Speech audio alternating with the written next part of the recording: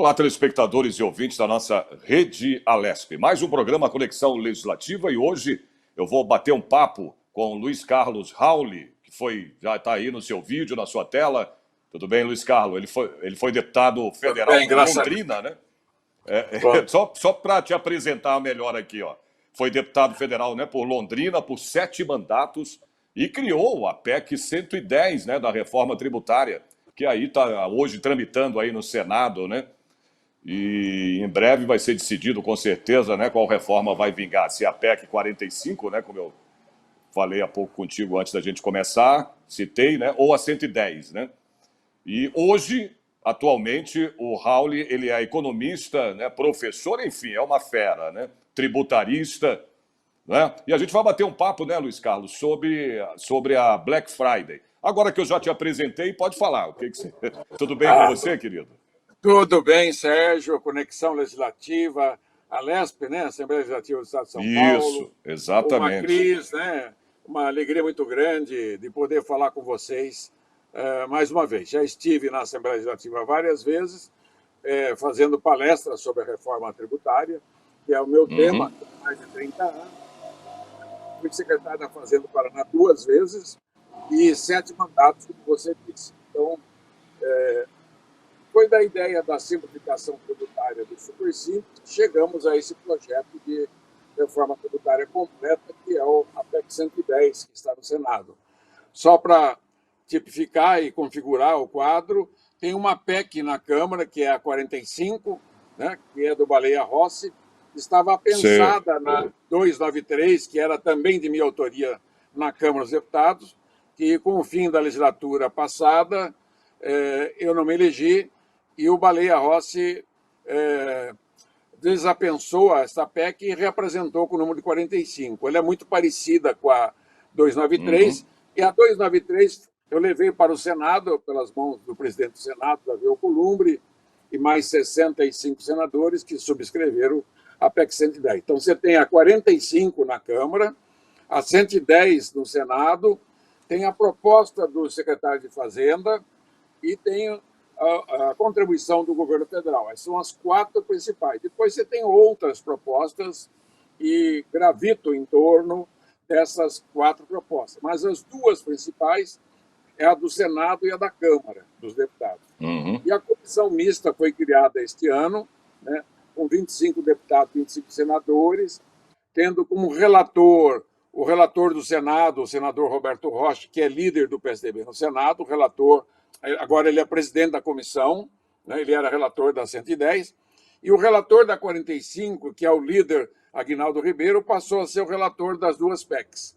Então, o que nós temos hoje? 2 projetos, 2 grandes contribuições, outras contribuições do Brasil inteiro, sendo relatadas pelo líder Aguinaldo. Então, eu estou aqui defendendo a integralidade da PEC 110 e a união das PECs, né? É isso que eu vim falar com vocês para o bem do Brasil. A nossa proposta, ela pretende fazer uma reengenharia tributária, tecnológica 5.0 na cobrança, com o fim da burocracia na parte da cobrança dos impostos, da declaração dos impostos, para proporcionar o crescimento sustentado e a inclusão social. Então, é uma proposta fraterna e solidária. Então, é isso que nós estamos defendendo. Simplificação radical da base de consumo, simplificação da base de renda, reestruturação da base de patrimônio, que são as 3 únicas bases tributárias universais conhecidas. Os impostos e contribuições do mundo inteiro só vêm de 3 bases tributárias. O patrimônio das pessoas e empresas, que onde está lá o IPTU, o IPVA, o ITR, o Imposto de Transmissão, Causa-Morte e Intervivos, o imposto de rendas e provento de qualquer natureza, onde estão os salários, dividendos, juros, os aluguéis, os royalties, e o consumo das famílias e das pessoas, onde estão os bens e serviços consumidos por essa população. Então, 3 bases tributárias, que no Brasil tem 9 grandes tributos na base do consumo hoje, 2 tributos na base de renda e uma base patrimônio esfacelada. Então, a PEC 110, ela simplifica, elimina todos esses 9 tributos da base de consumo, elimina todos os penduras que tem na folha de pagamento, que é subbase da folha, porque a folha de pagamento é contribuição contribuição previdenciária, o dobro da do empregado, tem o fundo rural, tem o salário educação e tem também o sistema S. Então, a gente quer simplificar também, diminuir a carga tributária da folha para aumentar a empregabilidade, eliminar a CSL do imposto de renda e torná-lo progressivo, aumentando a tributação do imposto de renda, diminuindo a base do consumo, né? E, no patrimônio, uma reestruturação e uma municipalização dos tributos patrimoniais. Então, resumidamente, a proposta 110 é simplificadora radical na base consumo, simplificadora na base renda e torná-la progressiva, e reestruturante na base patrimônio, né, que é a propriedade. E tecnologia de 5.0 de cobrança online, o modelo será de cobrança no ato, acaba com a papelada, com o ato declaratório, será tudo cobrado. Passou o cartão, paga o imposto, o dinheiro da empresa entra separado. E no mesmo dia distribui para o Estado, município e União. Terceira parte é diminuir a carga tributária das famílias de menor renda, que o Brasil tributa quase o dobro do que tributa as famílias mais ricas. Para você ter uma ideia, nós somos um dos países onde se paga mais impostos, né? Isso é fato. Eu não sei se é o terceiro. Os que ganham menos. Os que ganham, exatamente. Eu vi um exemplo de uma conta de luz, viu, Luiz Carlos? Que você gosta que chame de Rauli, né? Isso, Rauli. Rauli, que é mais conhecido, né? Você é mais conhecido como Rauli. É uma marca, eu vi né? É uma marca. É a marca. Você já é uma marca, né, meu garoto? E eu vi uma conta de luz de um consumidor que ele apresentou, né? Que ele ficou indignado porque na conta de luz dele, os tributos, né? Eram mais caros do que o próprio valor da conta. Então, quer dizer, não é? Telefonia, complicado isso. Telefonia Exato. também, combustível também. Então, deixa eu explicar. O IPEA, que é o Instituto de Pesquisa do Ministério do Planejamento Federal, e antes disso a FIP São Paulo, a professora Maria Helena Zucco, fez um estudo de qual é a carga tributária por cada salário mínimo. Ela começou até 2 salários mínimos até acima de 30. Quem ganha até 2 salários mínimos, aí eu já parti para o estudo da FIP, do IPEA, que é o mesmo, só que mais recente, 53,9% de carga tributária para aqueles que ganham até 2 salários mínimos. Por que é isso? É exatamente o que você falou. O excesso de tributo na comida, na roupa, nos remédios, na luz, em todo o setor. Então, como as famílias que ganham menos, elas consomem quase tudo que ganham, não poupam, né? Poupam pouco. As famílias de classe média alta e rica, elas consomem menos e poupam mais. Quer dizer, então, a carga tributária, quem ganha até 2 salários mínimos, é 53,9%, ou seja, R$2.000 de salário tem 1.080 de imposto, né? Direto e indireto. Quem ganha acima de 30 salários, só 29%. Ora, é desumano, né? Além de ser desonesto o sistema tributário brasileiro que faz isso. Então, a carga tributária precisa ser deslocada. E por que acontece isso? Porque na divisão de tributo, propriedade, renda e consumo, comparando a carga tributária do Brasil com o resto do mundo, principalmente os países da OCDE, que são os países mais ricos do mundo, e comparando com os Estados Unidos, que é um sistema à parte, vou fazer 3 comparações. A base consumo no Brasil, a arrecadação 100% do Brasil, da União, Estados e Municípios, somando as 3 bases, propriedade, renda e consumo, 50% da carga tributária vem do consumo, 21% vem da renda, que provém de qualquer natureza, 4,4% vem da patrimônio e 20%, quase 21%, vem da folha de pagamento. Bom, para comparar, o Brasil é 50% no consumo, a OCDE é 32%, a média, né, de 100%, nos Estados Unidos só 17%. Por isso que os Estados Unidos é a meca do consumo, porque a carga tributária do consumo é baixíssima. Em contrapartida, a carga tributária na renda nos Estados Unidos é 50% e no Brasil 21%. E na Europa, 34%. E no patrimônio, Brasil, que é 4,4%, na Europa é 5,5%, e nos Estados Unidos é 11%. E o restante é previdência, que é mais ou menos equilibrado, embora nos Estados Unidos seja baixo, mais baixo do todo. Então, quanto mais você tributa a rendas e proventos de qualquer natureza, pessoa física e jurídica, menor a necessidade de imposto do consumo.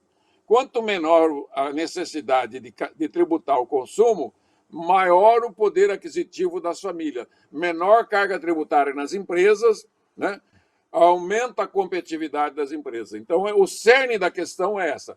O excesso de impostos que existe hoje, que fez o manicômio tributário jurídico, a supercarga tributária na base do consumo, que tornou o sistema mais injusto e iníquo do mundo, né? E terceiro, o mais burocratizado e caro do mundo, e também o manicômio jurídico que o Brasil tem do excesso de impostos, com 5 trilhões de estoque de contencioso na justiça e administrativo, 72% do PIB. Basta você passar aqui em São Paulo, no centro, e ver lá o impostômetro, né? Aquilo é o arrecadado. Impressionante. Pois é, mas o arrecadado. Sérgio, é só o arrecadado. Aquilo é só arrecadação. O Brasil arrecada. Não, mas isso que eu estou querendo mostrar. Por ano. Você vê o quanto se arrecada o governo, né? A arrecada de imposto. É um troço impressionante. Aquilo não para, é o tempo todo girando, são trilhões, né? Agora, aí eu te pergunto, para onde vai esse montante todo, esse dinheiro todo, não, né? Que é descontado, né? Do povo, a União, que é tirado do povo. A União, Estados e Municípios arrecadam por ano 33% a 35% do PIB. 2 trilhões e meio num PIB de 7 trilhões e 200. Só que deixa de arrecadar por ano 500 bilhões, que são as renúncias fiscais, isso representa 7% do PIB, 1% de custo burocrático, 72 bilhões por ano, deixa de arrecadar.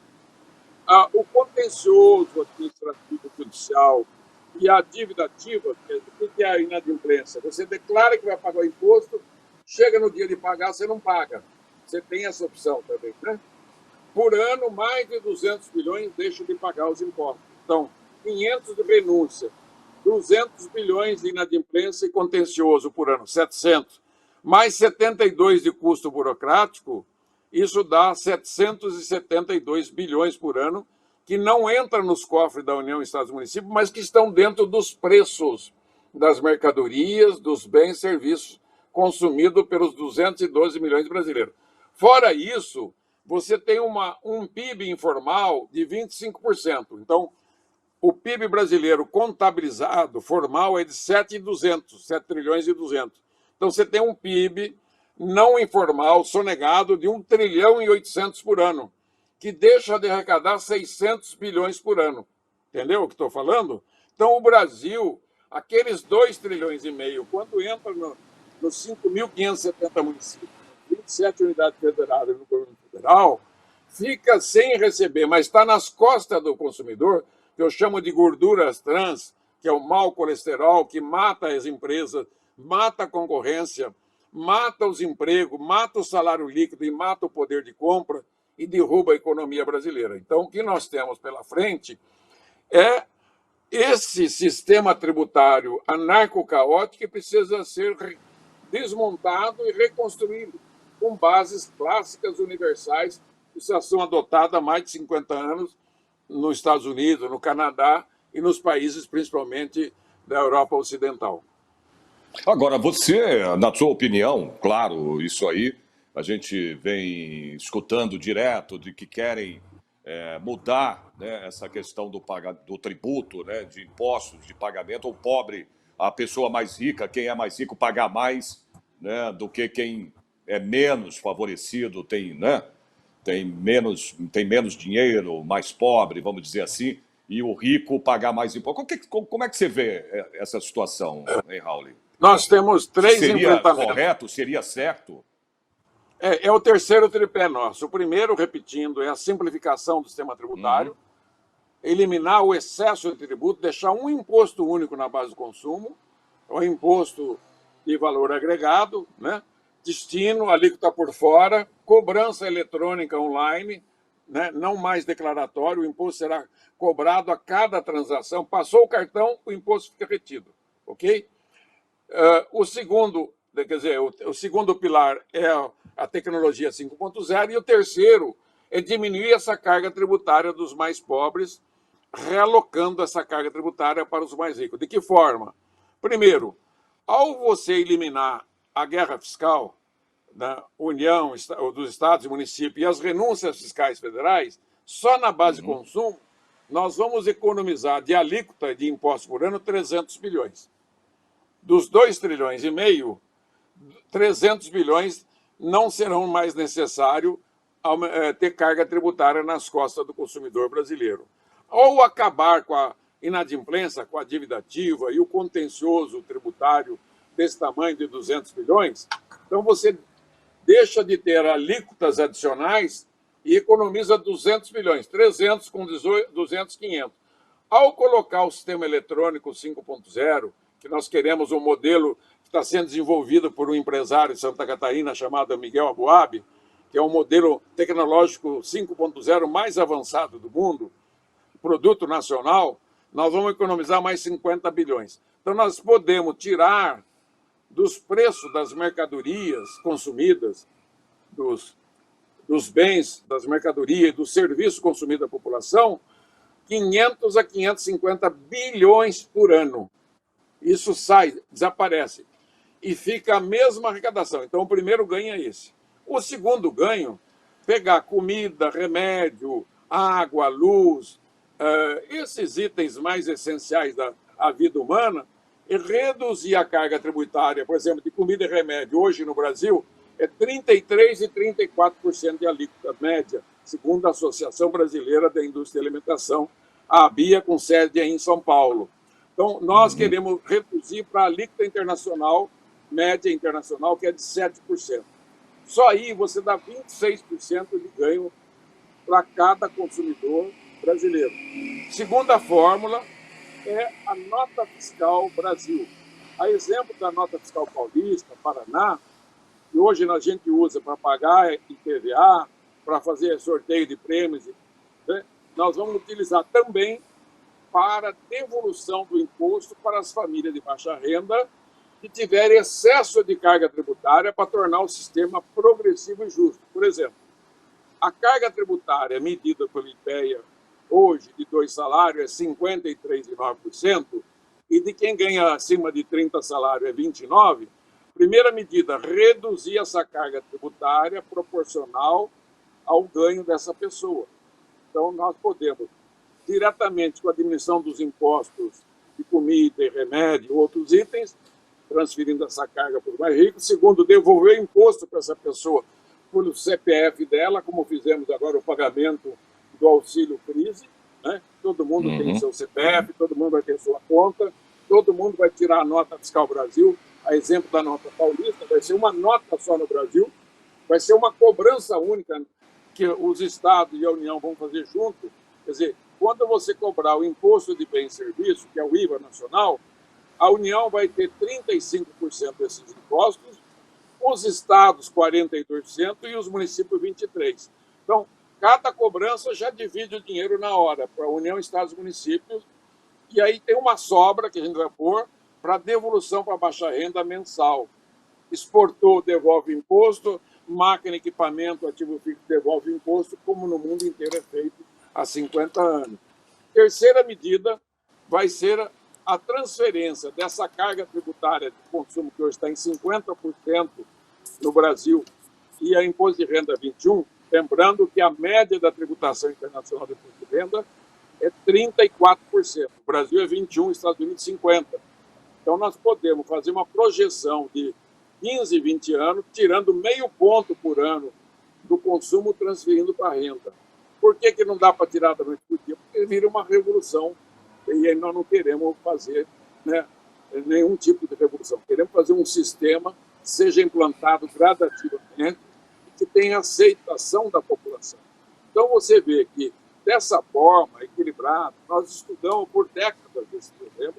A consultoria da Câmara, do Deputado, do Senado da República, da melhor qualidade do Brasil, de altíssimo nível, o apoio de institutos, universidades, da OAB, de todos os estudiosos na matéria, não só do direito tributário, mas também da economia e da administração, né, da União, Estados e Municípios, prefeitos, governadores, né, o governo federal, fizemos uma sistematização desse modelo brasileiro do modelo internacional e uma adaptação usando a melhor tecnologia disponível, que é essa da cobrança eletrônica. Então, quando nesse momento você implantar esse modelo, metade da sonegação vai ser formalizada, daqueles 1,8 trilhão, porque nós não queremos mais sair correndo, que o fiscal, o auditor municipal, estadual, federal, saia correndo atrás do caminhão de contrabando, cercando na estrada, na fronteira.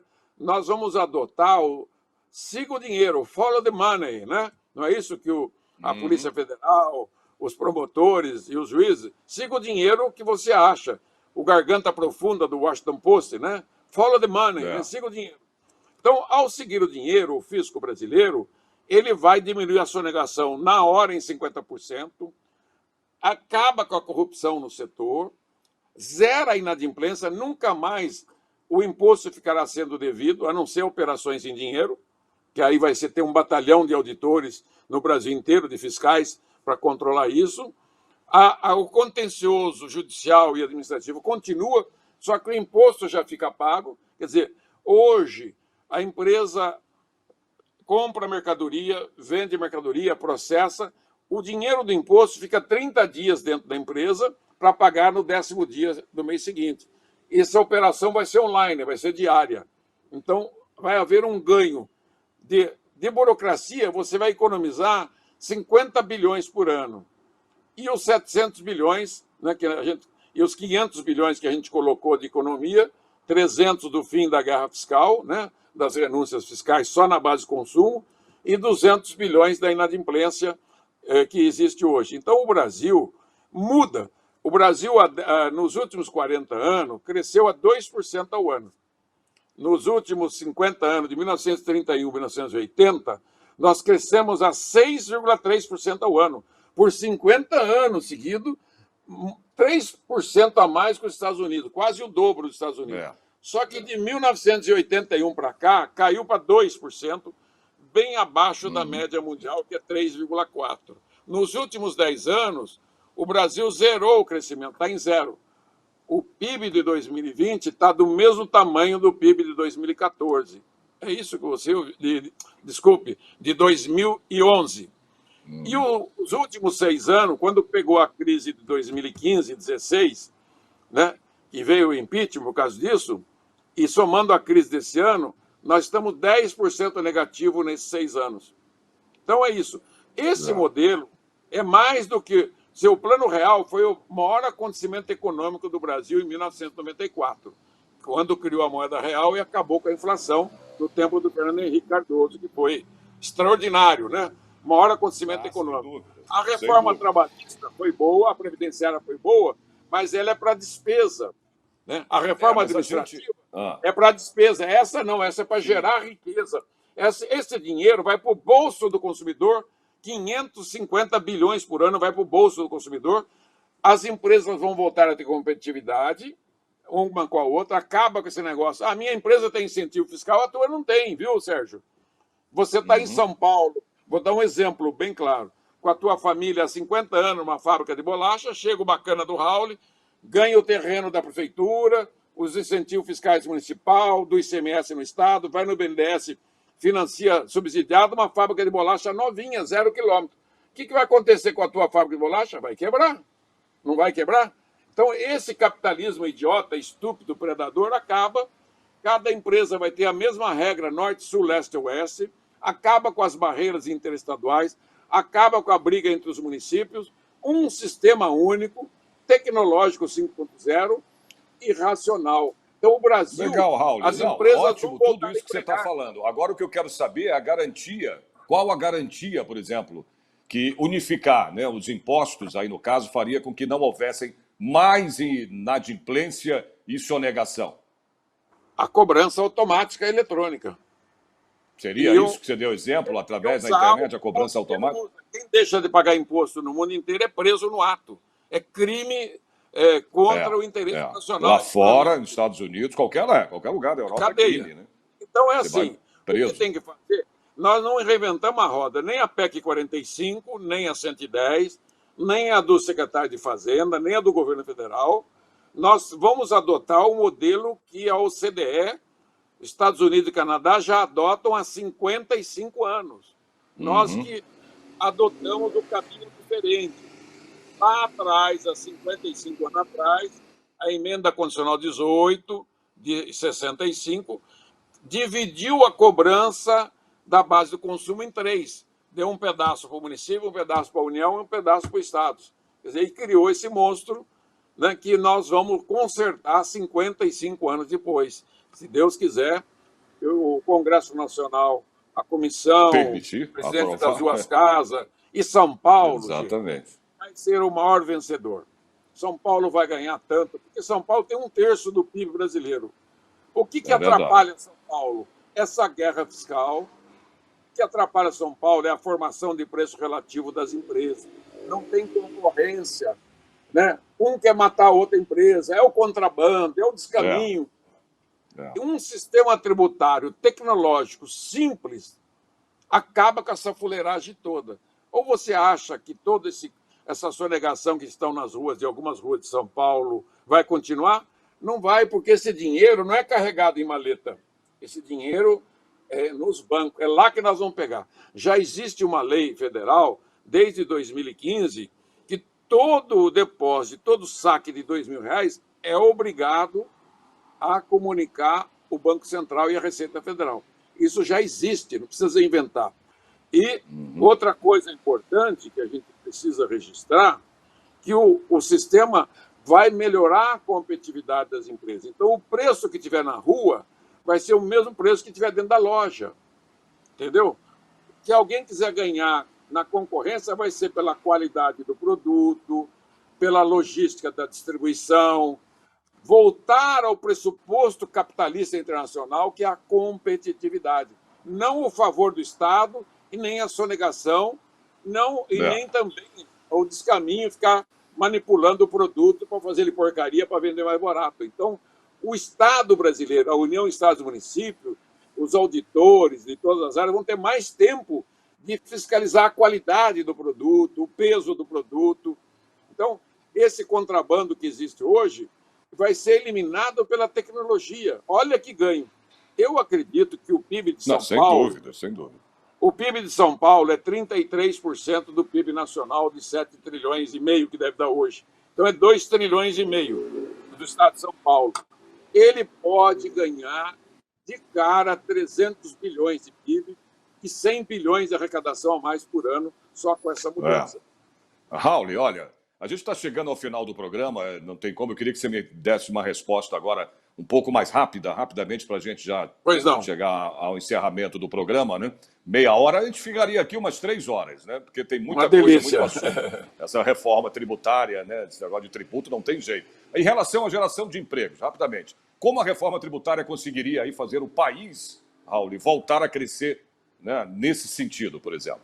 Só ela resolve a geração de emprego. O Super Simples, quando eu fiz o Super Simples em 2006, ele gerou 1 milhão de empregos por ano a mais.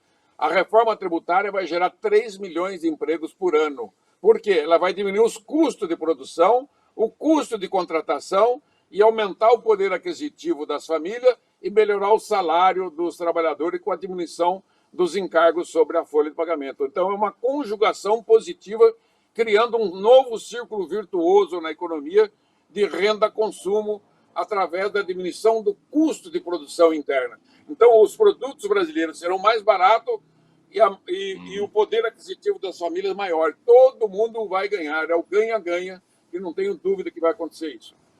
Esse, Luiz Carlos Raul, grande fera, economista, tributarista, ex-deputado federal, batendo papo comigo aqui sobre essa reforma, né, a reforma tributária. Luiz Carlos, Raul, eu só tenho a agradecer e, claro, que eu quero marcar um outro programa com você, porque tem muito assunto, né, sobre a reforma, né, você sendo, inclusive, né, o autor dessa reforma, para essa mudança, né, tomara que dê certo e tem que torcer para dar certo, precisa mudar esse país. Né? Eu queria agradecer muito a tua presença e, numa outra oportunidade, a gente volta a conversar mais sobre reforma tributária, ok?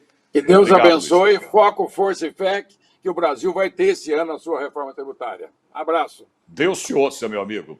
Abraço para você, Jesus. obrigado. Amém. Amém. Um abraço. Abraço, abraço.